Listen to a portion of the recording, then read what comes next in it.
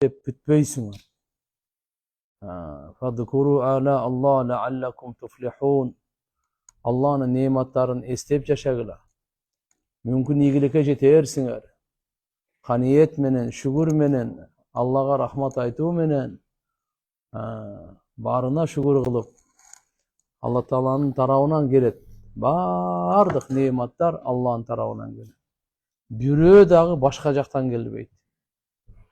وَمَا بِكُمْ مِنْ نِعْمَةٍ فَمِنَ اللّٰهِ. Sizlerde kanday gana nimet bolsun. Jaşoonun, densooluktun, akıldın, amandıktın, berekenin, ırıskının, perzentin, ruhani nimetler, darat alganga tawfik, namaz okuganga tawfik, meçitke kelgenge, sawak okuganga, ukkanga, Kur'an okuganga, dua kılganga, zikir çalganga, başka biröөнү davat berip, жакшылыкка чакырып, жамандан кайтарганга, bunun bardыгы Allah'ın uluu nimetleri. Şunun bardыгы жараткан Allah'ın tarabынан келет. وَمَا تَوْفِيقِ إِلَّا بِاللّٰهِ.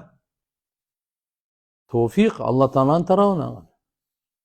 İnşallah Taala'ga çeksiz şükürler olsun. Ötkөн sabakta ayttık ele, mınaki Peygamberimiz Muhammed sallallahu aleyhi ve sellem'ga salavat aytуу. Kim Peygamber'e salavat aytsa, Allah ağa salavat aytar. Allah'ın perişteleri salavat aytar. Bunun manisini ayttık ele. Allah'ın pendege salavat aytkanın manisi karangılıktan jarıkka çıgarat. Bugün oşonun ulandısı Kuda kalasa, Peygamberimiz Muhammed Aleyhisselam'a salam salavat aytuunun ulandısı. Oğandar, Peygamberimizge salavat aytууdan murda Peygamberimizdi jakşı tanıйлы.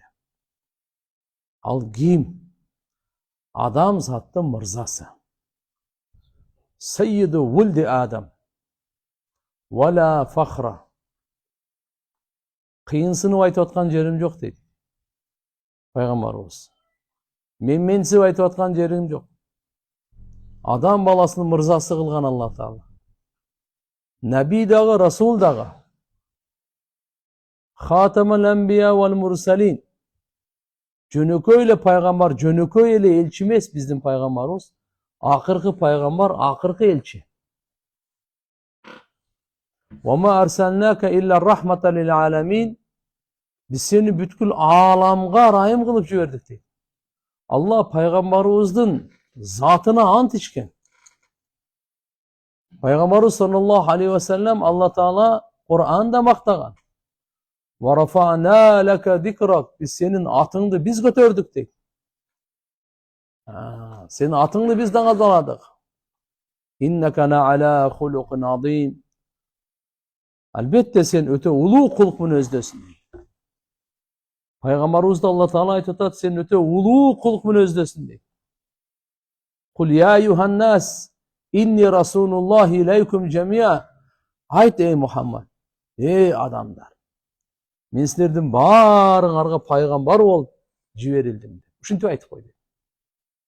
Murunku peygamberler, Yusuf peygamber, Musa peygamber, İbrahim peygamber, Salih peygamber, ya kavmi, özünün kovmuna ile gelgen. Kovmu. Özünün kovmunu ile çakırgan. Nuh peygamber de özünün kovmuna ile gelgen. Ya kavmi i'budullah. Allah'a ibadet kılla diye özünün kovmuna ile gelgen. Peygamberimiz Muhammed Aleyhisselam bardık kovumga gelip atpay. Bardık elige, bardık ulutga, bardık uruğa. Kıyamet günü için gire turgan insanlara peygamber olup kelip. Allah'ın en süykümdüsü. Allah'ın en jakını. Kıyamet günün Subhanallah, şafaatul kubranın iyisi. Oşan için Peygamberimiz sallallahu aleyhi ve sellem Allah'ın tarafından bizge rayımdуу jaşoonu alıp geldi. Peygamberimizin jaşoosunu tandasak Allah Teala bizge rayımdуу jaşoo beret. Taza jaşoo beret. Gıcalatçılıktan, kaygıdan, tekeberlikten, düşmanlıktan, göre albastыкtan, biri birine zulümdük kılganda taza jaşoo beret Allah Teala. таптаза жашай берет. Эгерде пайгамбарыбыз саллаллаху алейхи ва салламдын жашоосуна, пайгамбардын жашоосун жашоозап келели, ага үйрөнүшүбүз керек. Амал кылышыбыз керек. Акырын пайгамбардын жашоосу менен нурланышыбыз керек. Өңдөрүшкө. Сахабалар пайгамбарыбыздын аркасында 100 эришиди. Алла Таала бейиште бериле турган эң акыркы белегин өзүнүн ыраазычылыгын ушу дүйнөдө эле берип койду. Тиякта болбосо берилет эле. Эң акыры. Радияллаху анхум. Алла Таала алардан разы болду дейт. Алла. Бирден ыраазычылык келди. Абу Бакр фил жанна. Охо. Бейиште деп. Бу дүйнөдө эле кабарын берип койду. Умар фил жанна, Усман фил жанна, Али фил жанна. Тугандар. Ошон үчүн иншалла келиңиздер, эгерде биз таза жашайлы десек, бактылуу жашайлы десек, ынтымактуу жашайлы десек, анда пайгамбарыбыздын жашоосун тандайт. Содагер пайгамбарыбыз айткандай соода кылсын. Дыйканчы пайгамбарыбыз айткандай дыйканчылык кылсын. Кошуна пайгамбарыбыз айткандай кошуна болсун. Ата пайгамбарыбыз айткандай ата болсун. Бала пайгамбарыбыз айткандай бала болсун. Аял пайгамбарыбыз айткандай аял болсун. Эне пайгамбарыбыз айткандай эне болсун. Келин пайгамбарыбыз айткандай келин болсун. Бай пайгамбарыбыз айткандай бай болсун. Кембагал пайгамбарыбыз айткандай кембагал болсун. Пайгамбар саллаллаху алейхи ва саллям жашоонун жолун алып келди. Падышаларга жашоонун жолун алып келди. Кулдарга жашоонун жолун алып келди. Байларга, кембагалдар, эркектерге, аялдарга, жаштарга бардыгына жашоонун жолун алып келди. Оорулуулардын динин алып келди. Мусапырлардын динин алып келди. Ошон үчүн пайгамбар да. Кече эле хадисте окутулар. Пайгамбар саллаллаху алейхи ва саллям Умар разияллаху анхунун туруп дарат бошотуп атканын көрүп, "Я Умар, ла табун каима." Туруп дарат бошотпой деди. Hazreti Umar razıyallahu anh aytат, ошодон кийин туруп дарат бошоткон жок. Bir hadiste келет, Пайгамбар саллаллаху алейхи ва саллям ата субатата кавмин, бир коомдун таштанды жерине барып, ошол жерде туруп зара кылган экен. Айша энебиз айтат, эгерде бирөө силерге айтса, Пайгамбар Мухаммад алейхиссалам туруп зара кылган десе, аны тастыктабагыла. Пайгамбарыбыз дайыма отуруп зара кылган. Туруп зара кылса болобойбу маселесинде. Биздин Ханафи мазхабта туруп зара кылуу макруh. Пайгамбар ошо коомдун таштандысына барып туруп зара кылды го десе, ага жооп берилет, Пайгамбар саллаллаху алейхи ва саллям тизеси ооруйт эле. Ошол убакта ооруп аткан эле, отурганга тизеси ооруп. Ошондой бир зарылчылык учурларда туруп зара кылса болот экен. Жөндөн жалпы жашоодо калды. Туруп зара кылбай. Пайгамбар саллаллаху алейхи ва саллям эмне үчүн ушу туруп зара кылды десе, үммөткө уруксат алып бериш үчүн. Кандай? Эгерде ушундай бир үзүрлүү болуп кала турган болсо, туруп зара кылса болот дегенгечи. Биздин динибиз ушундай экен да. Бардыгын эле бир тупикке айдап кыйнабайт экен да. Ошол жерден айтылат да, Пайгамбар саллаллаху алейхи ва саллям туруп зара кылды дегенинен Пайгамбар саллаллаху алейхи ва саллям ушуга да сооп берилет. Эмне үчүн? Үммөткө жеңилдик жолун көрсөткөн үчүн. Үммөткө кандай жол көрсөткөн үчүн? Жеңилдик жол көрсөткөн үчүн. Оорулууларга жеңилдик жол көрсөткөн үчүн. Уруксат берген жерлерин көрсөткөн үчүн. Ошо туугандар, алхамдулилlah, Алла Таала чексиз шүгүрлөр. Биздин жол башчыбыз, имамыбыз. Ошон үчүн пайгамбарыбызга окшошойлу. Пайгамбарыбыз саллаллаху алейхи ва салламдын сүннөтү менен өңдөлөйлү, түстөлөйлү аракет кылайлы ар бирибиз. Ар бирибиз. Сиз айтыңыз, мага пайгамбарыбыз эмне дептир? Мен кандай адаммын? Мен атамын. Ошол эле кезде баламын. Ошол эле кезде бирөөнүн күйөөсүмүн. Бирөөнүн бир тууганымын.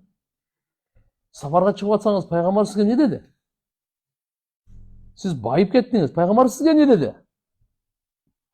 Siz kembagalsınız. Peygamber sizge ne dedi? Sizin başınıza işte kaygı geldi, sınov geldi, gıcalatçılık geldi. Sizge Peygamberimiz ne dedi siz turalı?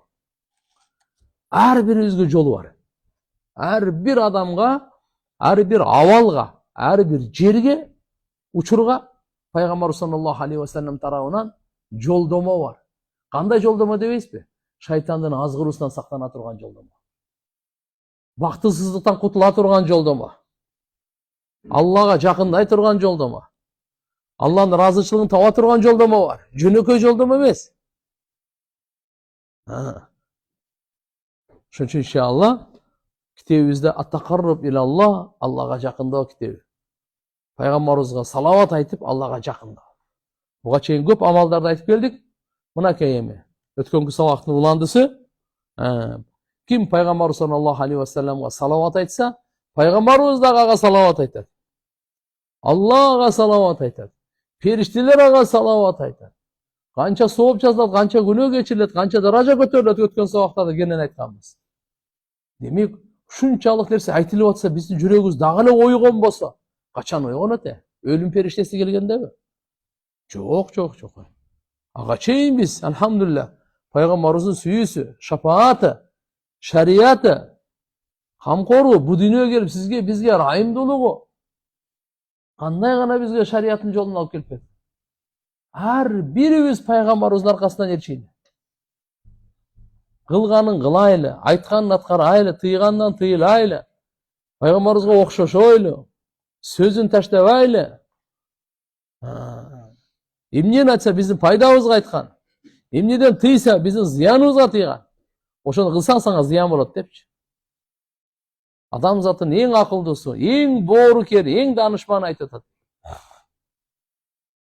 Аллахтын тарабынан "Ва ма янтиqu anil hawa in huwa illa wahyu yuha."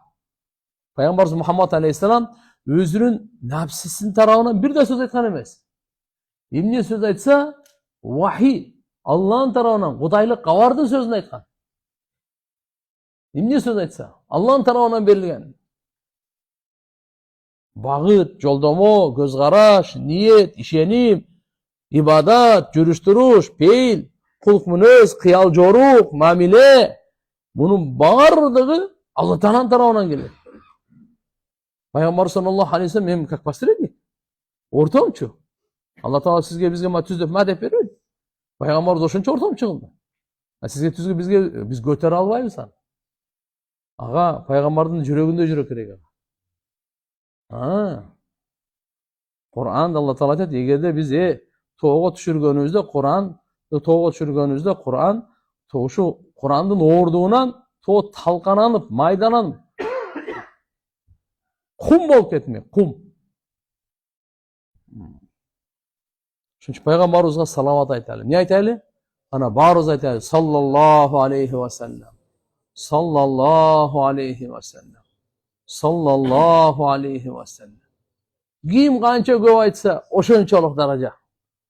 Oşonçoluk elhamdülillah buga rahat, beypil. Allah'ın razıçılığı, Allah'a jakındığı, Peygamber'in şafaatı, nuru, salavat aytkanга жараша. Просто бул майдан, амалда жарыша турган майдан. Эгерде биз амалда жарышпасакчы, анда билип коюң, дүйнөдө душмандыкта жарышабыз анда. Ошон үчүн биз амалда жарышпаста бихлы хайрат, ким жакшылыкта жарышпаса, ал однозначно жамандыкта жарышат ал. Анга, дозокко, бактысыздыкка, кордукка ошол жака жарышат. А Пайгамбар саллаллаху алейхи ва салламга Алла Таала фастабиқул хайрат деген буйрук берген. Силер жакшылыкта жарышкыла, таквалыкта жарышкыла, чын сүйлөгөндө жарышкыла, адилеттүүлүктө жарышкыла, шүгүрдө жарышкыла. Намазда жарышкыла, ибадатта жарышкыла, кайрымдуулукта жарышкыла, жарыша турган жолдорду айтып берейинби дейт. Орозо тутканда жарышкыла, ифтар бергенде жарышкыла дейт. Тарави окуганда, Кур'ан окуганда, убакыт бекер кетирбегенде жарыша турган жол толтура. Ким канча таваф кылат, Ким канча Куран окуйт, ким канча зикир, канча дуа кылат, ким канча адалдан табат, ким канча адалга сарптайт. Жарыша турган иштерибиз мына.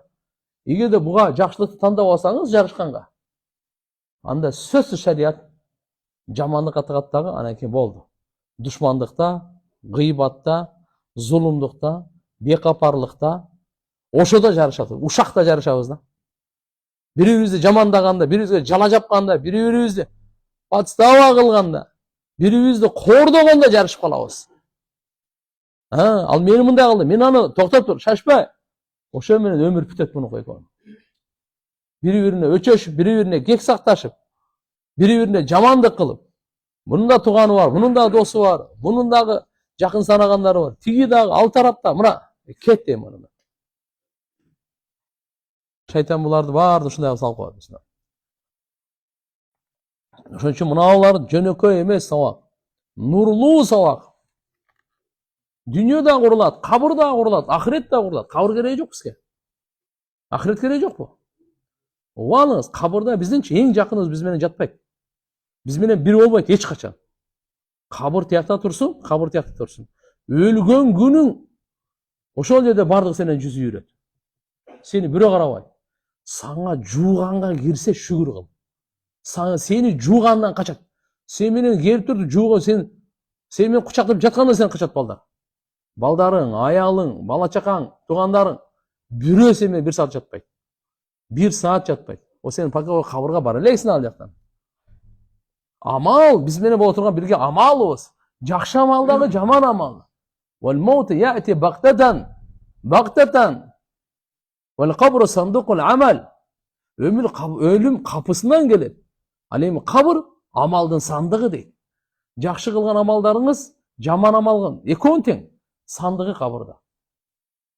Бир күндө канча жакшы сөз сүйлөдүңүз, канча чын сүйлөдүңүз, канча жумшак сөз сүйлөдүңүз, канча зикир кылдыңыз, канча Куран, канча дуа кылдыңыз, канча адилеттүү сөз сүйлөдүңүз, канча чын сүйлөдүңүз, барды кабырда.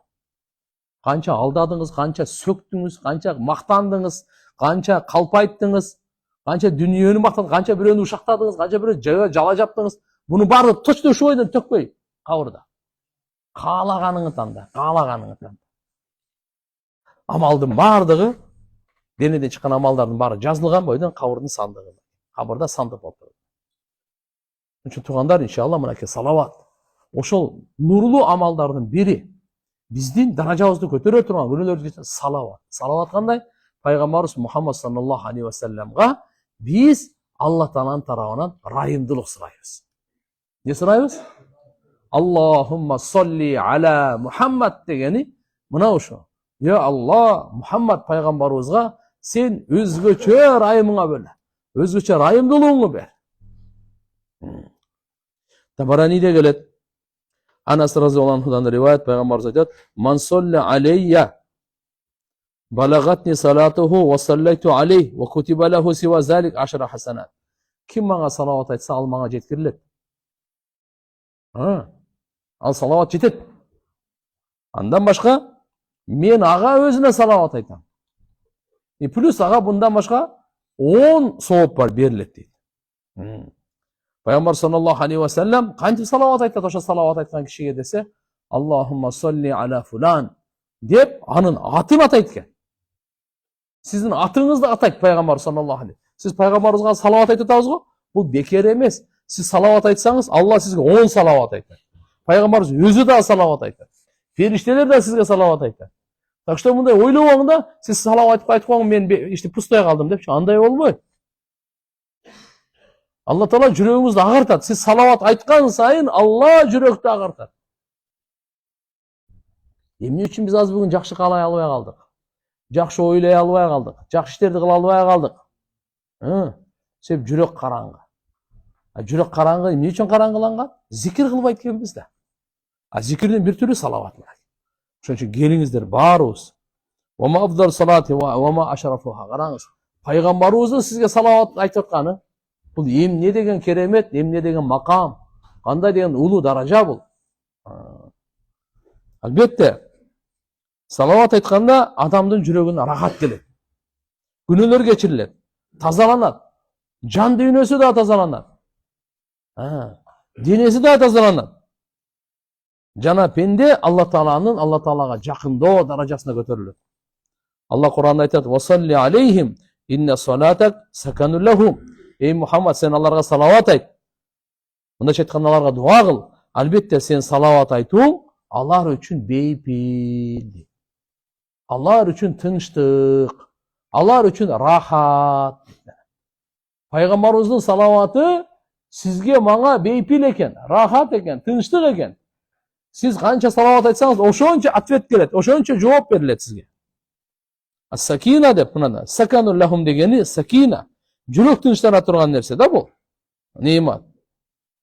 Кур'анда Алла Таала айтат: "Хуаллади анзала ас-сакина фи кулубил муъминин лияздаду имана ма иманихим." Алла ушундай зат, сакина өзгөчө райымдуулук, бейпилди. Момундардын жүрөгүнө түшүрдү. Эмне үчүн? Алардын иманына иман кошулсун деп. Иманына имандын нуру көбөйсүн деп. Ошон үчүн сахабалар пайгамбарыбызга саллаллаху алейхи ва салламга аябай көп салават айтканга аракет кылышат эле. Жана бири-бирине дагы салават айтканга пайгамбарыбыздан сурашат эле. Ибн Аби Шайбада Жабир разияллаху анху риваят бар. Пайгамбар айтат бул киши: "Атана Расулуллах саллаллаху алейхи ва саллам фақалат лаху имраати." Жабир разияллаху анху айтат: "Бизге пайгамбарыбыз келди" дейт. Аны мен аялым пайгамбарыбыздан сурады дейт. Мындай деп айтты дейт: "Я Расулаллах, салли алейя ва аля заужи." О Алланын элчиси, мага салават айтсаңыз, күйөөмө да салават айтып койсоңуз деди да. Жабир разияллаху анхунун аялы пайгамбарыбыздан суранып атат: "Мага салават айтып коюңуз, жана кимге? Күйөөмө салават айтып коюңуз." Фақала саллаллаху алейки ва аля заужик. Пайгамбарыбыз айтты: "Алланын салаваты болсун сизге жана күйөөңүзгө" деп мына. Сахи Бухари, Сахи Муслимде келет, Ибн Аби Ауфа деген сахаба болгон. Ибн Аби Ауфа. Бул айтат, пайгамбар саллаллаху алейхи ва салламга кандай бир садака келип калса, адамдар садакасын алып келет эле пайгамбарыбызга. Пайгамбарыбыз аны өзүнө иштетпейт эле да. Пайгамбарыбызга садака жеген харам да. Эмне кылат де? Бейбечарага берет эле. Кембагалдарга берет эле. Мухтаждарга берет эле. А бирок пайгамбар саллаллаху алейхи ва саллам кана даиян лиллади утия би садака. Ким садака алып келсе, ошого дуа берет эле. Ошо эмне берет эле? Дуа берет эле пайгамбарыбыз. Кандай дуа дебейсизби? Аллахумма салли аля али фулан. Я Алла деп Алла Тааладан ошо паланча адамга, ошонун үй бүлөсүнө деп өзүңдүн я Алла райымыңды жагдыргын деп дуа берет эле. Бисмилlah. Демек бул да сүннөт экен. Эгерде бирөө сизге садака берип калса, белек берип калса, же болбосо ушундай бир зекетин берип калса, өзүңүз зекет алганга лайыктуу болсоңуз, анда өзүңүзгө иштетесиз. Зекет алганга лайыктуу эмессизби? Башка бирөөгө берип коесуз, бейбечара кембагалга. Бирок ошо берген кишиге дуа бериңиз. Берген кишиге эмне бериш керек экен? Дуа бериш керек экен. Ошого алхамдулилlah дүйнө ахиретинин бактылуулугун тилеш керек. Күнөөсүнүн кечирилүүсүн, даражасын көтөрүлсүн, өмүрүнө ден соолук, ырыскысына береке. Мына дуа бериш керек экен. Пайгамбар саллаллаху алейхи ва саллам дуа берет эле. Аллахумма салли аля али ибн Аби Ауфа. Ибн Аби Ауфа алып келгенде садакасын пайгамбар саллаллаху алейхи ва саллам өзүнө эле эмес, үй бүлөсүн кошуп туруп дуа берди. Мына. Үй бүлөсүн кошуп дуа берди. Албетте пайгамбарыбыз дуасын алган киши эки дүйнөдө сөзсүз бактылыкка жетет. Аллахумма салли аля ибн Аби Ауфа ва алихи деп, яни ахлихи ва зурриятихи деген сөз. Пайгамбар саллаллаху алейхи ва саллам ушундай деп айтат эле.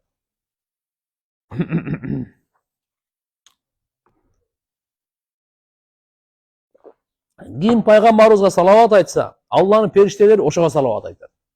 Демек, кезек менен келе атабыз. Алла Таала өзү салават айтат. Ким пайгамбарга салават айтса, сизге бекер эмес. Экинчиси, пайгамбарыбыз өзү салават айтат. Үчүнчү, эми Алланын периштелери сизге салават айтат. Эмне кылса? Ким пайгамбарга салават айтат. Дагы айтайынчы аны. Саллаллаху алейхи ва саллам. Дагы. Саллаллаху алейхи ва саллам. Өзү бүгүн сабак токтотуп эле куптанга чейин ушулай айта беришибиз керек эле. Акыйкат айтам. Таспини алып, 1000ди толтуруп коюшубуз керек эле да. Саллаллаху алейхи ва саллям, саллаллаху алейхи ва саллям. Тилдерди көндүрөйлү. Не кылайлы? Адаттандыртайлы. Биздин тилибизден салават оңой эле чыга берсин. Азыр бирөөнү ушактаган оңой эле чыгат го. Өзүбүздү мактаган оңой эле чыгат го. Чарчабайбыз го мактабай. Мектепте айтып бүтпөй койдук го, Бишкекке келип алып. Мен Бишкектен мектепте мындай элем, тигиндей элем деп. 10 жылдан бери айтабыз. Армияда мен жүргөндө охо деп баштайбыз аны. Биз бекер сөз менен эмес, туган. Жүрөккө тынчтык нурлай турган, кабырды нурлай турган, ахиретке түбөлүктүү пайдасы тие турган менен алектене берели. Албетте жөнөкөйдөр сөз сүйлөшөбүз. Сен нең бар? Не иш кылып атасың? Кандай жардам берели? Каяка барабыз? Проблема жок. Жардам берели, жардам алайлы. Учуру менен зарылчылыкка жаша. Бирок күчтүн бары мынага. Күчтүн бары кая? Светофордо турабызбы, машина менен кетип атабызбы, тияка бияка. Бош убакыт, кичине бир мүмкүнчүлүк бош таптыкпы? Сразу тилде зикирге. Ла илаха иллаллах, ла илаха иллаллах, ла илаха иллаллах. Аллахумма салли ала Мухаммад. Тилибизди көндүрөйлү. Мен да көндүрөйүн, сиз да көндүрүңүз. Башкаларга да айтайлы. Етіп туугандар? Не деп атат? Амир ибн Рабия разияллаху анху, атасынан Рабиядан риваят кылат. Айтат, пайгамбар саллаллаху алейхи ва салламдын хутба айтып жатып мындай деген укканмын дейт. Ман салла алейя салатан лам тазал малаика туsalli алей ма салла алейя фальюқил абдун мин залик ау люкс. Кайсы екен? Ахмад ва ибн Шайба ибн Мажа. Пайгамбар айтат, ким мага салават айтса, периште ага салават айта берет, мага салават айтып турган болсо эле салават айта берет дейт. Сиз 1 саат салават айтсаңыз, 1 саат периште сизге салават айтат. 5 мүнөт салават айтсаңыз, периште сизге 5 мүнөт салават айтат. 2 саат салават айтсаңыз пайгамбарыбызга, сизге периште 2 саат салават айтат. Эми айтат, пенде кааласа аз айтсын салават, кааласа көп айтсын дейт. Ал сиздин ыктыярыңызда. Мүмкүн бирөө 10 жолу айтып коет, бүттү мага дейт. Хорошо? Бирөө 100 жолу айтат, бирөө 1000 жолу айтат. Мына. Ошон үчүн иншалла ким көп айткан болсо утту да. Ошон үчүн хадистерде келет. Пайгамбар саллаллаху алейхи ва саллям айткан: "Туба лиман вужида фи сахифатиха al-istighfar, istighfarun касирун." Туба даңк болсун дейт. Кимдин амал дептеринде көп истигфары жазылган болсо, мына ошого даңк болсун, бакыт болсун. Мына ошого ийгилик болсун дейт. Туба мына. Жакшылык ошого экен да. Ошон үчүн амал дептерибиз, биз мусулманбыз, периштелер жазып атканына ишенебиз.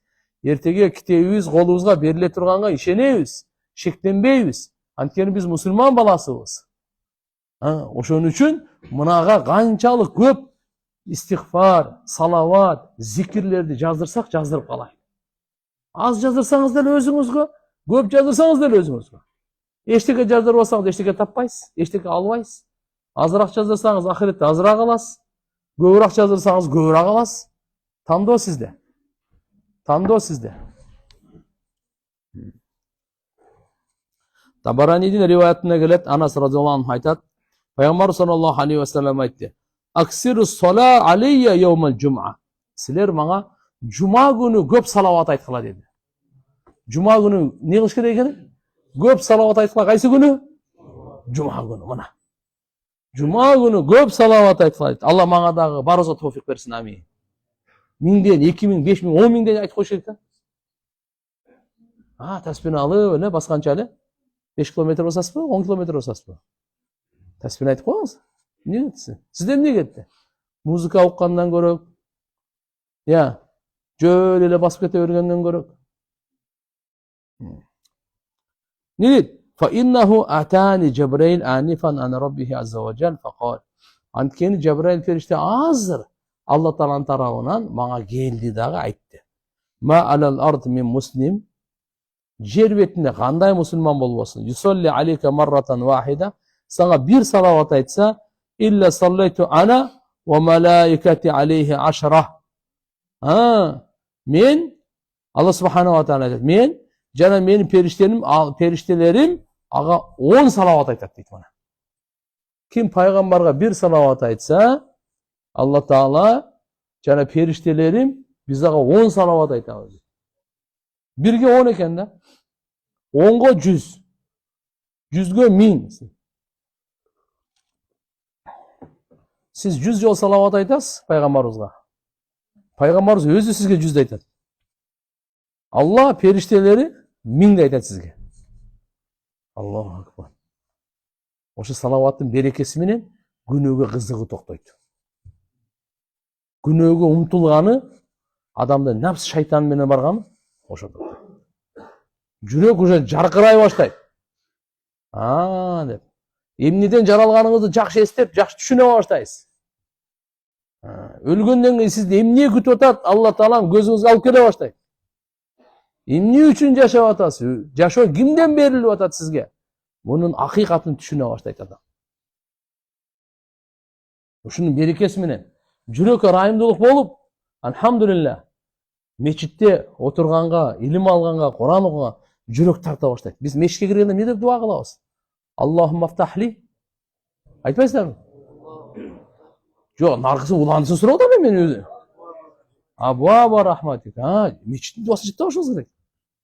Ырайымдуулуктун эшигин ач деп атабыз да. Эмне үчүн? Чыгып атканда Аллахумма инни ас'алука мин фадлик.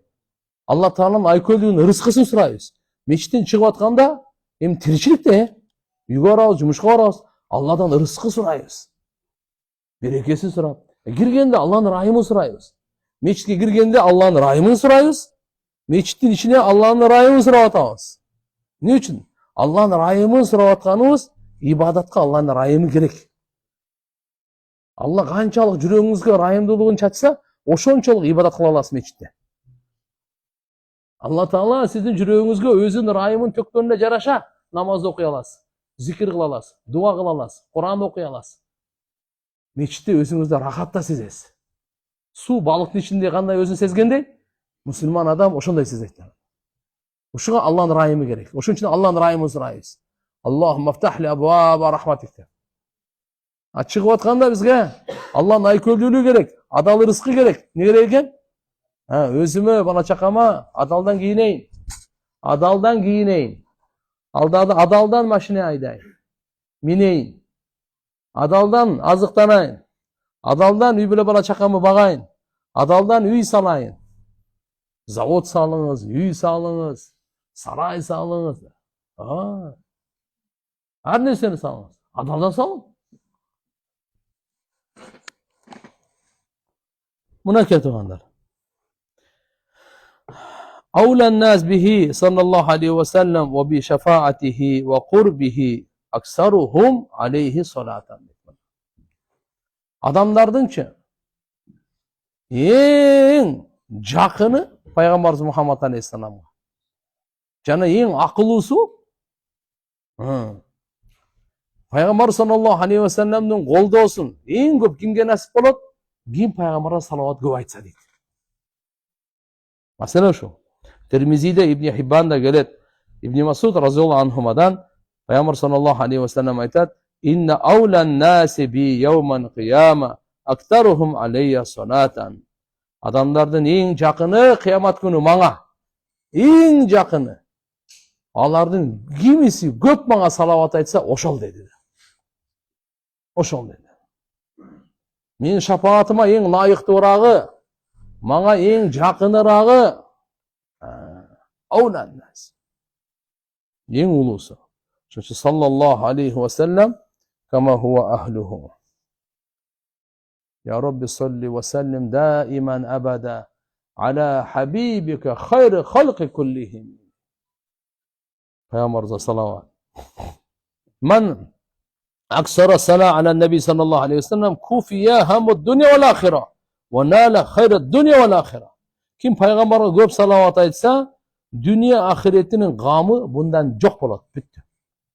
Oşoga жетişti. Dünyanın kança probleması var go? Ahiretinin kança probleması var. Uşunun barına peygamber'e kim көп salavat aytsa, көп salavat жетişti eкен. Jana dünya ahiretin ulu darajasına jetet deydi. Hadiste oğunuz. Убай ибн Кааб деген сахаба болгон. Убай ибн Кааб разияллаху анху. Мен деген сахаба. Сахабалардын арасынан эң мыкты каруушу болгон. Акраухум Убай ибн Кааб.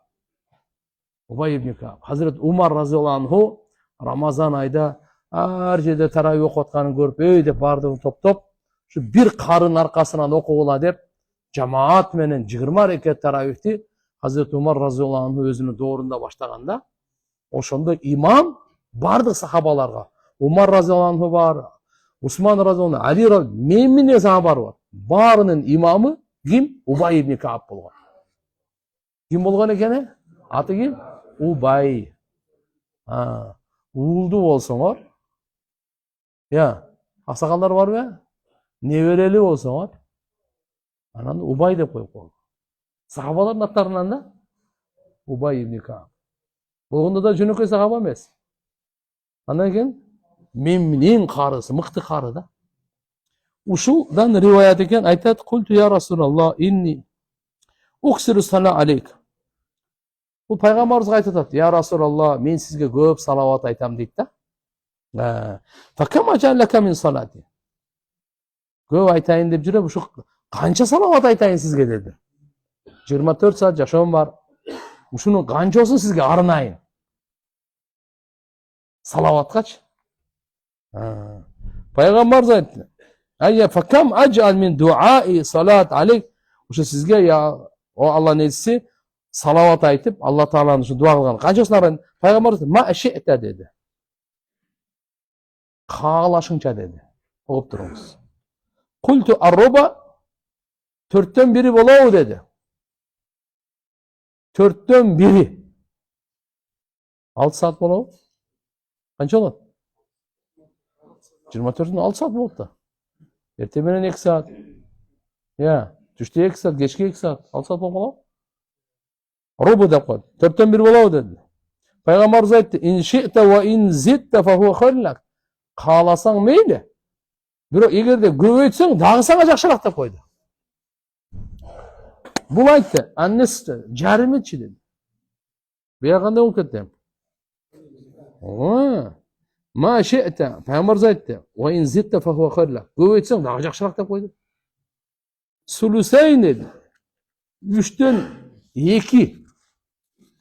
16 болду деби? 3төн 2си. Туурабы? 3төн 2си да. 3төн 2си да пайгамбарыбыз айтты: "Ма ши'та", кара, эмнени кааласаң. "Ва ин зитта фа хуа хайрлак." Эгер көбөйтсөң, дагы жакшы деди. Убай ибн айтты: "Ажаллака салати кулла." Бардык дуаларымды сизге кылайын деди. Бардык дуаларым ушундай кылайын деди. Пайгамбарыбыз айтты: "Идан tukfa hammuk ва югфар дамбук" деди. Мына. Эгер ошондой кыла турган болсоң, сенин бардык кайгың жок болот, бардык күнөөлөрүң кечирилет деди. Кандай гана кайгы болбосун, кыжалатчылык болбосун, бардыгы жок болот. Демек, салаваттын берекесинен туугандар, адамдын мээсиндеги, жүрөгүндөгү кайгы, кыжалатчылык, проблема, түйшүк бар жок болот. Эч нерсеси жок бадыша деп ушуну айтат. Чындап эле келсе, кандай материалдык нерсеси жок бадыша боло алат да бул. Күнөөң кечирилет, кайгың чечилет, бүттү. Күнөөң кечирилет, кайгың чечилет. Башкасың ана Цитрамон, Петрамон, анан бир балакат анан эмне дегендерди ишет эле баягы. Ошонун кереги жок болот. Имам Ахмад рахимахуллахдан риваят, Пайгамбар саллаллаху алейхи вассалам айткан: "Идан якфика Аллаху табарака ва таала ма хаммак мин дуньяк ва ахиратик." Сен эгерде ушинтип бардык дуаңы мага арнай турган болсоң, салават кылып, анда угуп ал, Алла Таала өзү жетиштүү болот сага, сенин дүйнөңдөгү, ахиреттеги сени кайгыга салган нерсеңдин баарына, түйшүгүңдүн бардыгына жетиштүү болот. Канча деген дүйнөдө олиялар өткөн туугандар, пайгамбарыбызга салават айтып, улуу даражага жеткен. Кереметке жеткен булар. Пайгамбарыбызга көп салават айт. Алла Таала бизди дагы пайгамбарыбызга көп салават айтуучулардан кылган болсун. Амин.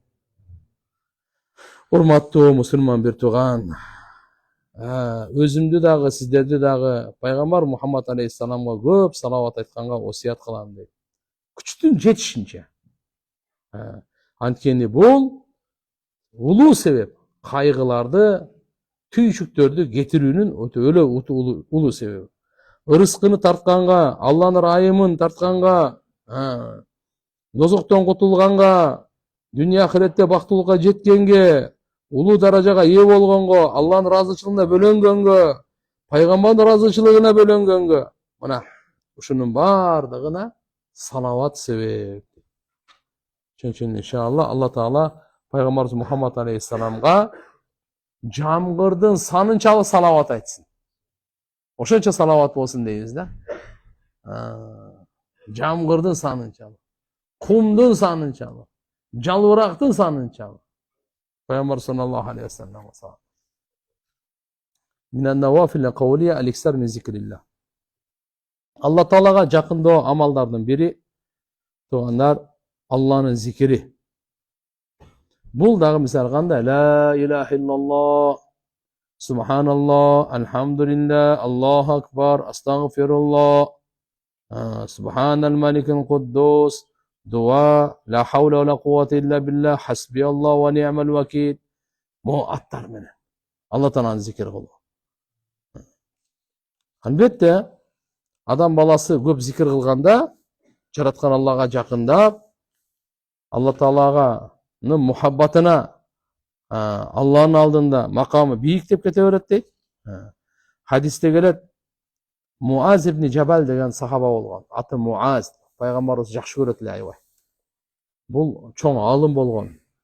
Адал арамдын, субханаллах, пайгамбар саллаллаху алейхи вассаламдын доорунда эң мыкты билген киши болгон. А'ламу уммати бил халал вал харам Муаз ибн Жабал.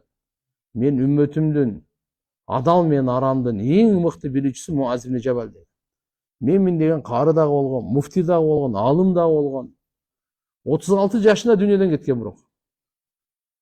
Дүйнөнү дүңгүрөтүп салган да бул. Йеменге барган, пайгамбарыбыз Йеменге жиберген. Ошондо бул төөнүн үстүндө эле пайгамбарыбыз жөө эле. Пайгамбарыбыз буну узатып чыгып, Мединадан узатып атканда, көп насааттарды айткан, көп кеңештерди берип, өзү пайгамбарыбыз жөө басып, жок, я Расулалла, жөсө болбойт, жок деп аны төөгө отургузуп, жетелеп барганча насааттардын бир топ жерге чейин барып насаатын айтып турган. Ошол учурлардын насааттардын бири Муаз ибн Жабал разияллаху анху пайгамбарыбыздан сураган. Я Расулалла деп мындай деген. Айюл а'мал ахаб иналлах. Эки сүйлөшүп кетип атат. Амалдардын кайсынысы Алла Таалага эң сүйкүмдүүрөөгү деп. Пайгамбарыбыз айтты: "Антамута ва лисанук ратбун мин зикрилlah." Сен өлүп атканыңда тилиң Алланын зикири менен өл болсун. Ным болсун. То есть сен тилиң Алланын зикири менен алек болуп турган болсун. Ошондой учурда өлүм келсин дейт да. Өлүм баарыбызга любой учурда келип калышы мүмкүн. Төшөктө келеби, машинеде келеби, көчөдө келеби, асманда келеби, жерде келеби, сууда келеби, тоодо келеби. Больницада келеби, үйдө келеби, ар жерден любой келип калат. Бирок ошондо тил эмне болуш керек дейт? Ла илаха иллаллах. Алланын зикири менен, Алла. Азыркындай тилин пайгамбарыбыз айтып атат мынакей. Ушул Алла Таалага эң сүйкүмдүү амал ушу экен. Айюл а'мал ахаббу илаллахи таала. Кайсы амал Аллага эң сүйкүмдүү дедиле? Пайгамбарыбыз айтат.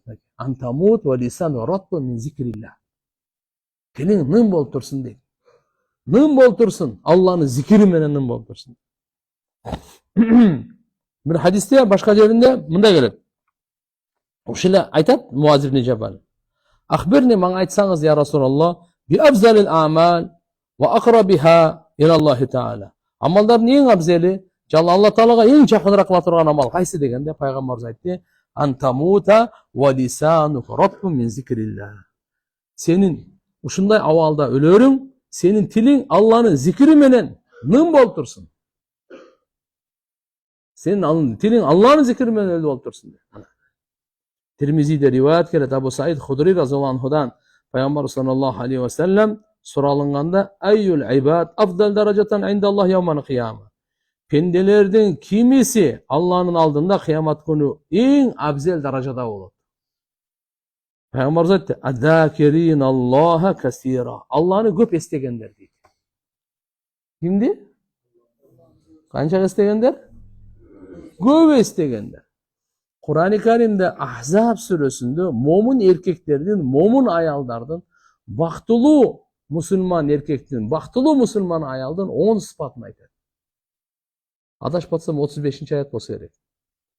Oşonun en akırında zakirin Allah'a kasira ve zakirat. Allah'ını köp estegen erkekler, Allah'ını köp estegen ayallar dep belgilegen Allah Taala. Uşularga jaratkan Allah Taala beyиш daярдаган, улуу сооп daярдаган, кечиримдүүлүк daярдаган. Ушул жерде ушуга чейин innal mu'minina wal mu'minat wal muslimina wal muslimat эми кете берет да. Бир дагы касир деген сөз келбейт. Көп деген сөз келбейт. Зикирге калганда келет. Садака берүүчүлөр, орозо тутуучулар, Аллага моюн сунуучулар деп эле келе берет дагы. Алланы көп эстөөчүлөр, Алланы көп зикир кылуучулар. Көп деген сөз касир. Ушул зикирге гана айтылат да. Абу Хурайрадан риваят бар. كان رسول الله صلى الله عليه وسلم يسير في طريق مكة فمر على جبل يقول له جمدان فقال سيروا هذا الجمدان سبق المفردون. Peygamber sallallahu aleyhi ve sellem bir jolu Mekke'nin jolunda baratsa, bir toğunun janынан ötkөн eken da, al toğunun atı Cumdan eken. Anam Peygamberimiz aytты, mına ушул Cumdan'ın janынан ötkülö dedi dagı bir söz koştu. Sabaqal al mufarridun. Mufarritler ötüp ketdi dedi. Oğuzup ketdi dedi. Qalu amal mufarridun ya Rasulullah. Peygamberden soraştı. Al mufarridun degen kim özü, mufarrid degen kim olar? Peygamberimiz aytdı, azzakirin Allaha kasira. Allah'ını köp estegenler. Ravahu Muslim. İmam Müslim'de gerekli rivayet. Demek Allah'ını zikir kılganlar bardığынан abgondoy degen. Bardığынан oğuzup ketedi degen. Darajalar büyük. Bardığından ötüp ketedi degen. Azzakirin Allaha kasira. Allah'ını köp zikir kılganlar. İmam Tirmizi'de gelet. Vamal mufarridun. Mufarridler kim degende? Allah aytdı. Peygamberimiz aytdı. Al mustahtirun bi zikrillah. Yani Allah'ın zikrinde daima ulantıp durgan degen söz. Mudavimun. Allah'ın zikrini bugün kılıp koyup erteye taşlap koyup. Yok. Daima ulantıp durunuz. Allah'ın zikrini ne kılıp durunuz? Ulantıp durunuz. Taşlamağınız. Oşon üçünçe bunun en oңой okatı ertemenen geçinde 100'den. Baştaş gerek. Ne olmuş gerek ne? Trenirovka olmuş gerek. Maşık olmuş gerek. Ne dep? Subhanallah, elhamdülillah, la ilahe illallah, Allahu akbar, la havle ve la kuvvete illa billah. 100 yol. Tak? Andan keyin kısa salavat. Sallallahu aleyhi ve sellem. Bu en kıskası. 100 yol. Hangi yolu? 100 yol. Anan astagfirullah ve atubu ileyh. Astagfirullah ve atubu ileyh. İstiğfar 100 yol. Ertemini geçinde. Bir 20-25 minut vaktiniz gider. Görmez. Kança giderken? Siz uşun uçu. Ayanbay bölüp koyuveriniz mi? Үйдөн çıkıp жумушка барчакты эле отуруп коесуз. Эгерде намаздан кийин отуруп толтура албасаңыз, же болбосо башка тияк болсо, жумушка барганча толтуруп коесуз. 20 мүнөт деген не кеп? Бирок бунун пайдалары, сооптору, сырлары, нурлары, касиеттери буну көрө берем.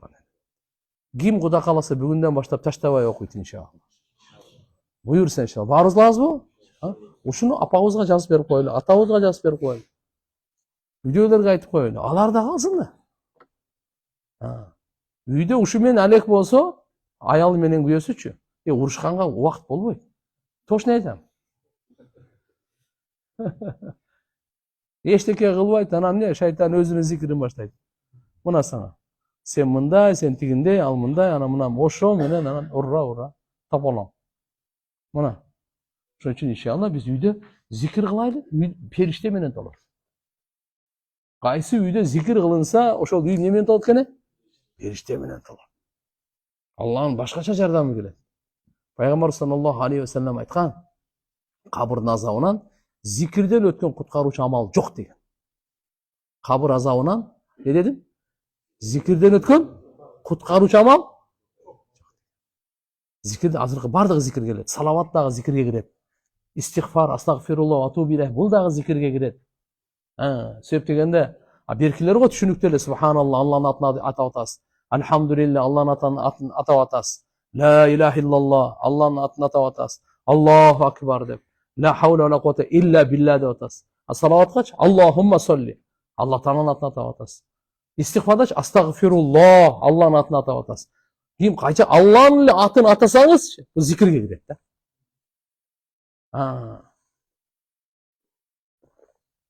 Эми ушунун бардыгы тилге байланыштуу. Неге байланыштуу экен? Тил менен зикир. Зикир эки түргө бөлүнөт. Бир ушу зикир болот, бирок bundan да күчтүү зикир бар, айтайынбы? Канча көрөсүңөр? Тамаша. Bundan да күчтүү зикир, абзел зикир, күнөө кылайын деген учурда Аллахны эстеп таштап койгон да. Эми ушактайын деп атты эле, Аллахны эстеди, Аллах угуп атат. Кайчы деп. Күнөө кылайын деген учурда Аллахны эстеп туруп, ошодон кайтып берген алымдар жазышкан. Бул эң абзел зикир ушу деген. Себеп дегенде күнөөчү сизге мага күн сайын эме шайтан сунуштайт. Күн сайын шайтандын иши ошол. Арам ояп келет, жаман күмөн алып келет, жылаңачтарды алып келет, уурулукту сунуштайт, арам оокатты сунуштайт. Бул шайтандын иши ушул. Бул өлгөнгө чейин ушундай болот. Сиз ойлобоңуз. Ал уктап калды, же жоголуп кетти деп андай болбойт. Ошон үчүн күнөө кылайын деген учурда Аллахны эстеп туруп таштап койсо, эң абзел зикир деген да. Бирок ошого жардам мына берет. Ошого жардам кайсы берет экен? Мына болду. Ким эрте менен кечинде зикирди таштабай кылып жүрсө, ошого иншаалла күч кубат, заряд түшү берет. Жөндөн жөн эле аркага кайтыш оңой эмес таксыр. Күнөө кылатын учурда аркага ташташ оңой эмес. Ошон үчүн иншаалла көп зикир кылайлы. Куранда Алла таала айтып койгон: "Я айюхаллазина аману зкуруллаха зикран катира". Эй имандуулар, силер Алла тааланы көп эстеңиздер деп Куранда Алла буйрук берген. Пайгамбарлар эртели кеч көбүнчө саарлык учурда зикир кылышат экен. Багымдат учурунда зикир кылышат экен. Кечинде асырдан кийин зикир кылышат экен. Пайгамбарлардын адаттарынан, улуу оолиялардын да адаттарынан ушундай. Иншалла кайсы убакта деле баарына эле зикир кылышкан. Пайгамбарыбыздын өзү тууралуу айтылат да: "Кана ядкуруллаха фи кулли ахяни" деген хадисте. Пайгамбар саллаллаху алейхи вассалам бардык учурда Аллахны эстеп туруп зикир кылат деди. Даже ажатканада бардык учур болмайт. Бир учурдун бир бөлүгү ажатканада. Бирок тил менен ажатканада зикир кылса болбойт. Жүрөк менен. Жүрөк менен Аллахны эстеп турган. Жүрөк Аллахны эстеп соксун. Аллага шүгүр кылып соксун. Аллахны эстеп соксун. Ана ошондо мен оңолом, ошондо сиз оңолосуз. Оңолуу ушул жерден башталат. Күнөөдөн эле биз өзүбүздү сактасак, оңолуу ушул жерден башталат. Тил менен күнөө кылган, көз менен күнөө, алкым менен, кол менен, ой менен, ниет менен, пут менен, кол менен, ушуну күнөөдөн эле биз тартсакчы, оңолуу ушул жерден башталат. Мына ушул жерде баарыбыз отурабыз, ушунун баардыгын таштайлы, арамды. Бүттү. Башталды бардыгы. Убакыт бүтүп калды. Аллахумма солли ала саййидина. Алла тааланы дайыма зикир кылгандар. Зикир алардын мойнундагы оор жүктөрдүн түшүрүп салат дейт. Эрте кыямат күнү булар жеңил эле болуп келет дейт. Күнөө пүнөлөрү жок эле. Зикир түшүрөт экен ушунун баарын, кагып түшүрүп салат экен.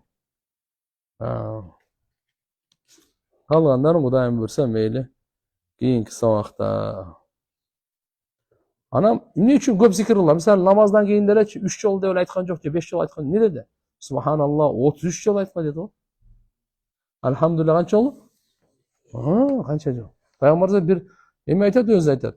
Мен күн сайын 70 жолу, бир риваятта 100 жолу истигфар кылам дейт. Сахабалар айтат, биз пайгамбарыбыздын бир мажлис отурганында эле мынтип эсептеп отуруп, Роббигфирли ва туб алейя иннака антат таввабур рахим 100 жолу айтып койгон, бир мажлисте дейт.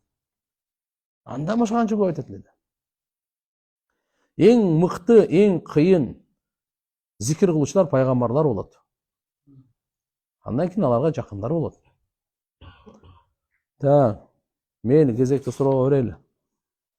Устаз, жумушка орношуу үчүн биз аз көбүрөөк акча керек болуп жатат. Бир аз көбүрөөк акча керек болуп жатат. Кредит алып кирсем кандай болуп калат? Жакшы эмес, албай эле коеюн. Сабыр кылып тургун, кредитке барбай эле коеюн. Кредит алгандан кийин ал күн сайын пайызы көбөйөт. Сиз унутуп каласыз. Пайыз көбөйүп кетет да, анан сизди чакырат. Ошодон кийин сиздин уйку качат.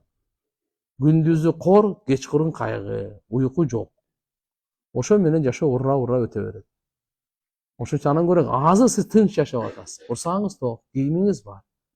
Кредит ала турган акчагачы канча акча берейин деп атат. Ошону сиз бул жерде кичине иштеңиз. Кудай кааласа 4-5 ай чыдап турсаңыз таап аласыз.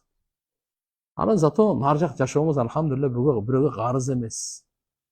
Аркаңыздан кууп келе турган, уялып качпайсыз. Саламатсызбы? Менин боюмда бар. Намазга жыгылсам болобу? Телефондон көрүп окусам болобу? Не намазга жыгылыңыз, жакшы болот. Албетте баягы сажда кылганда кыйналбай турган болуңуз. Кээ бирлер алхамдулилля боюнда бар деле акырын сажда кылышат. Эгерде өзүңүзгө же болсо ошол түйүлдүккө кичине тоскоолдук болсо, оор болсо, отуруп эле намаз окуңуз. Бирок намаз таштабаңыз. Телефондо болбой калат. Намаздан сырткары телефондон үйрөнө бериңиз. Телефон токтоп туруп, өзүнчө намаз окуңуз. Багымдатта уктап калып, бирок турганда күн мына чыгайын деп калыптыр. Негизи күн чыкканга чейин канча мүнөт калганда окуса болот? Окусаңыз болот. Күн чыкканга чейин окусаңыз болот. Азыр мисалы алхамдулилля технология өнүккөн. Күн саат канчада, канча минутада чыга турганын айтып койгон. Бишкектики бөлөк, ат башыныкы бөлөк, Лейлектики бөлөк, туурабы? Айырмалары бар да, ол тиякта боло, тиякта. Ташкент бөлөк мисалы, ол Кытай бөлөк. Даже Кыргызстандын ичинде деле бирдей эмес да. Бардыгына 1-2 мүнөттөн, даже жайында жарым саатка чейин айырмасы бар калат. Ак Суу районуна мисалы күн мынаяктанчы аларга эрте чыгат да. Лейлеке болсочу, аларга кеч чыгат. Ошондой эле күн батканда дагы ошондой. Аларга эртелеп батып калды, алар бияка пока бата элек ал жака. Ошон үчүн алхамдулилля карап туруп, сиз саатты караңыз. Саатта даже карап туруп. 1 мүнөт калды, 2 мүнөт калды. Макру болуп калат. Бирок ада болот да. Күн чыга элек да покачы. Күн өзү саатында чыгат ал. Ошо саатында чыккандан кийин ошо намаз бүттү, токтоду деген сөз да. Ошого чейин окуса болот. Бирок ал ошондой окуган эми бул аргасыздык эң акыркы учур болуп калды да бул. Ошого эми күн чыгып кетет эми 5 минут калыптыр эми окуп не кылайын. Андай кылбаңыз. Ушу 5 минут калганда дагы жанталашып окуп калыңыз. Кыска нуска кылып ошо хотя бы фарызын окуп калыңыз ошол учурларда. Макру болсо дагы алхамдулилля мойнуңуздан сакыт болот. Окудуңуз да. Себеп дегенде багымдаттын убактысы же пешимдин убактысы азыр мисалы алхамдулилля же багымдаттын убактысы келе элек, же пешимдин убактысы чыга элек дегендей. Багымдаттын убактысы чыга элек дегендей. Так. Садака берүүнүн тартиби жана өз балдарына, туугандарына берсе болобу? Болот. Садаканы угуп алыңыз. Садаканы эң жакшысы аял бала чакаңызга берген. Риваяттарда келет, жетимге, кулду азат кылганга, Алланын жолундагыга, үй бүлөгө, кимисине берсе соопту десе, үй бүлө бала чакага. Бирок муну мантуусу түшүнүп алыш керек. Мына жакта кийими жок. Урсагына нан жок. Сиз мына жакта 2-ден 4-ден 5-ден кийим алып берип атасыз. Андай мааниде эмес бул. Андай мааниде эмес. Ошон үчүн туугандар алхамдулилля, даже пайгамбар ушуга чейин айткан, сиз өзүңүз жегенде, өзүңүз жейсиз го, ошо садака ниет кылсаңыз дагы сооп жана берет. Ана хадисте келет, эң мыкты садака душмандыгын жүрөгүнө жашырган сиздин жакын тууганыңызга. Жакшы угуп алыңыз. Туугандардын арасынан ким сизге жакшы мамиле кылбайт, билесиз. Билесиз аны. Душмандыгын жүрөгүнө жашырган. Туугандардан эле. Ошого бериш керек экен садаканы. Кимге бериш керек экен? Болбоду деген душмандык азаят. Көрө албастык азаят. Жамандык азаят. Эркек кишиге узун чач койсо болобу? Пайгамбар саллаллаху алейхи вассалам койгон. Пайгамбар жеке чейин койгон. Кулактын жушана чейин койгон. Пайгамбар саллаллаху алейхи вассалам койгон. Бирок жакшы караган. Не кылган? Аны чачтап койгон эмес. Жакшынакай тарап, майлап, кусул маселесинде неме кылып, койсо мейли, бирок чырайлуу койсо. Бирок азыр фитнанын доору болуп калды. Бирөө койсо анан кыз эмеспи деп анан дагы башка бирөө. Же болбосо анан жакшы жуубай, тарабай, адам баарын чочутуп, андай болсо жөн эле лысый алып жүрүшсүң.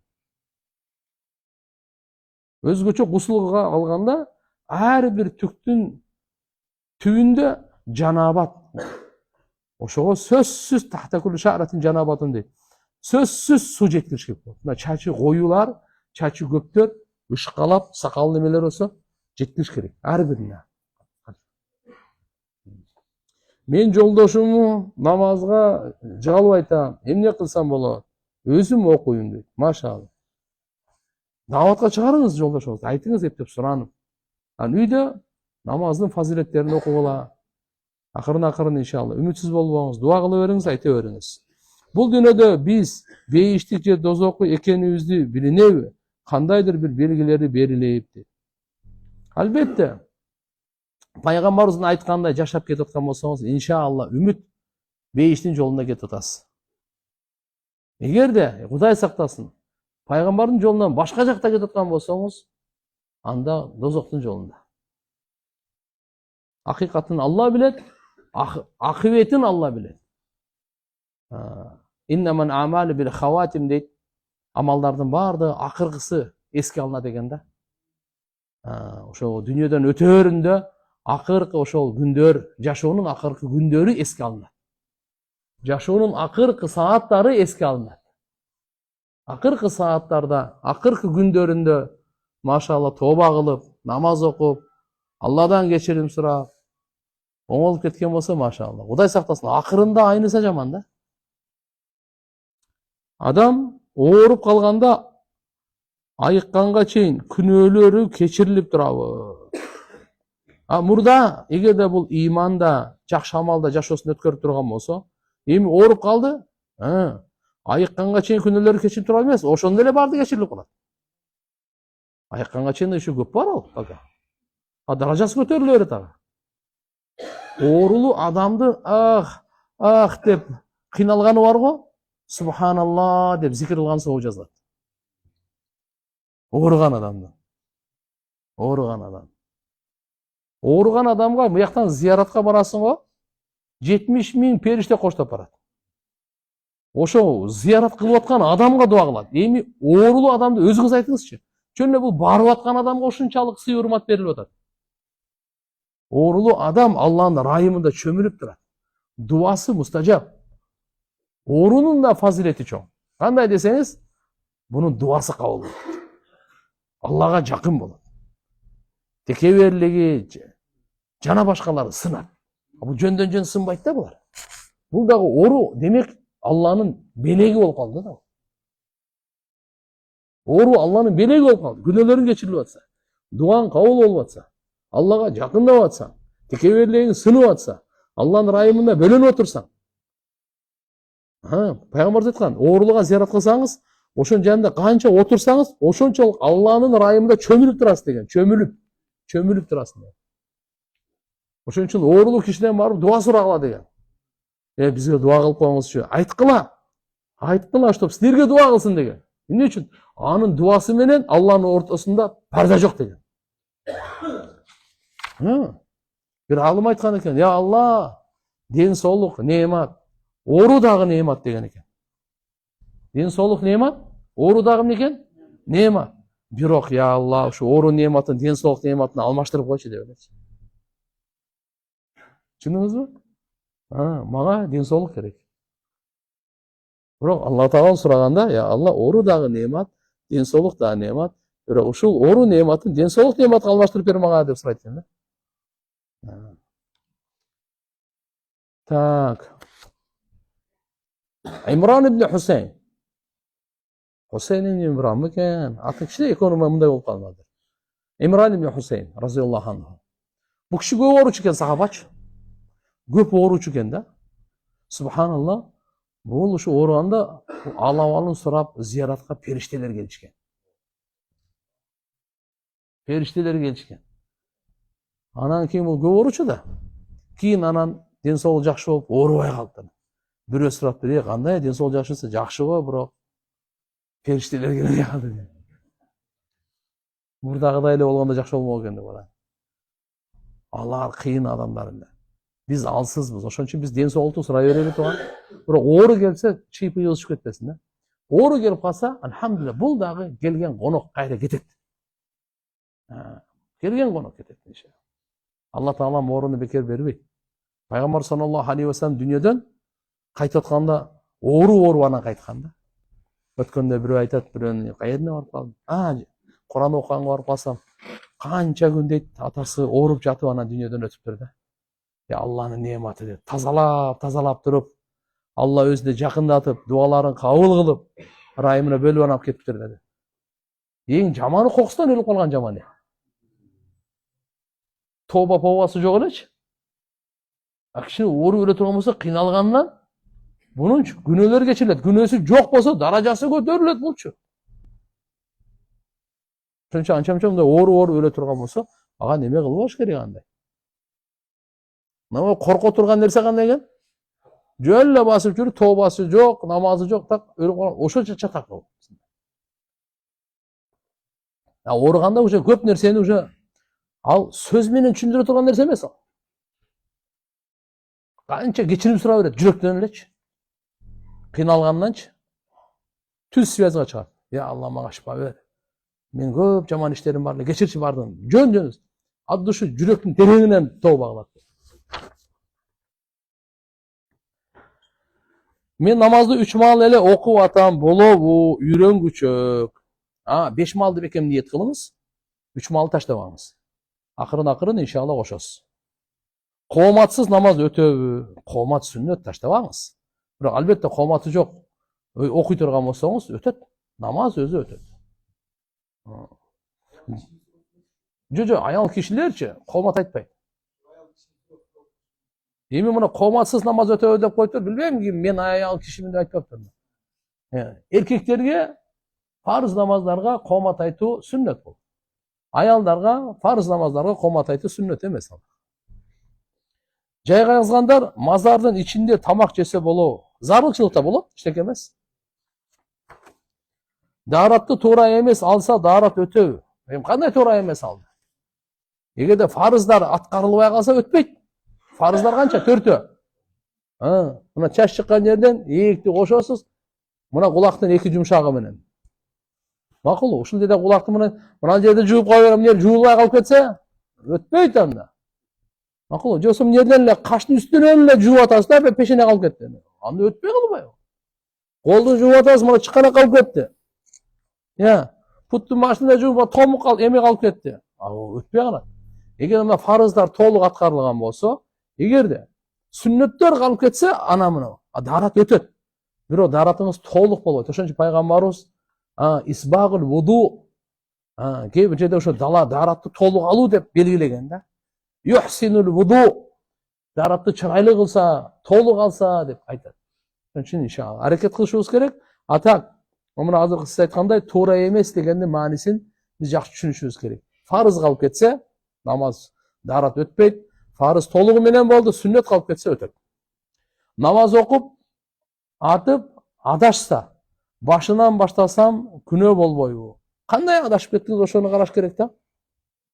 Эмне деп адашып кеттиңиз? Кээде фарыз намазда тургандар мындай. Эгерде фарыз калып кетсе, анда намаз болбой калат. Важип калып кетсе, анда аны сажда сах менен толук кылса болот.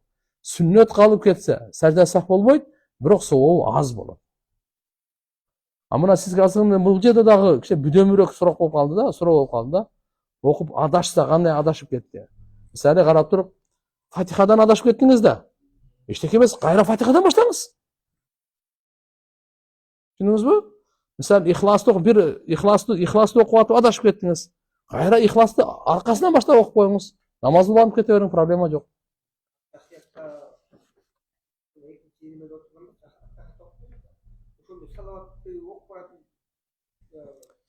Егер мына 4 рекеттүү намазда аттахиятта абдуху ва расулу дегенден кийин турушубуз керек эле. Сиз айтып аткандай эстен чыгып кетти дагы Аллахума салли ала Мухаммад деп айтып алды. Аллахума салли ала Мухаммад деп эгер айтып алган болсо, демек ал болсо уже нар жактагы фарызды кечиктирип атат. Ошого эмне кылат? Сажда саф деп коет, кийин жаңылыш саждасын кылат да. Так, мүрзөсүнө сүрөтүн койсо болобу? Болбойт мына. Вообще болбойт тугандар. Бул биздин шариятыбызда, ислам динибизде жок ал. Орустардан келип калган ырым-жырым бар, аны койбогула. Устаз, Москвада иштеп жүрөм. Рамазанда өлкөгө кайтып пайдалуу өткөрсөмбү деген тилекке каршы шарт туура келбей калды. Таравих намазды жалгыз окусам болобу? Ишим ночь иштейм. Аллага шүгүр, намазым бекем дейт. Болот. Таравих намаз суннати муаккада, билип алыңыз. Жалгыз болсо дагы 20 рекет окуп коюшуңуз керек. Мен килем төшөк жууган жерде иштеймин. Суу көп иштелет. Эч нерсе болбойбу? Эми караңыз, килем канчага чейин таза болсо, ошончо иштетүү керек. Ашыкчасы анан исрап болуп калат. Жакында Рамазан айы, иншалла орозо кармайын деген ниетим бар. Эгер орозо кармаган учурда укол алып же дары ичиш керек болсо кандай болот? Дары иче турган болсо ооз ачылып калат. Укол ала турган болсо караңыздар. Адамды кубат бере турган уколдорго неме кылбайт. Укол түздөн түз мээге же ашказанга берилсе ачылат. А мындай жамбашка же мындай веналарга бериле турган болсо анда укол ачылбайт. Орозо ачылбайт деген сөз. Устаз, сөгүнүп сүйлөсө канча күнөө жазылат? Сөгүнүп сүйлөсө канча экенин мен билбейм. Сөгүнгөн бирок арам, чоң күнөөлөргө кирет. Бозо ичкенден кийин гусул бузулабы? Жок, бузулбайт. Убакыт болуп калды окшойт.